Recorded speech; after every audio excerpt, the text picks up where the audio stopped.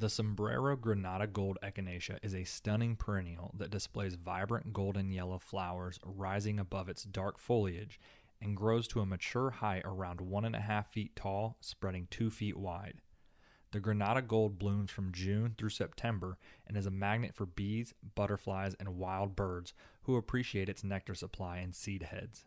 Sombrero Granada Gold is an excellent companion plant for Yarrow, Coreopsis, Delphinium, Geraniums, grasses, Daylilies, bee balm, and Phlox, and effectively deters deer and rabbits.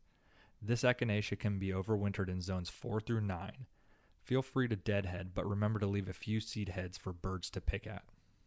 Want to ensure your Sombrero Granada Gold Echinacea thrives? Here are 3 easy-to-follow gardening tips. Tip 1.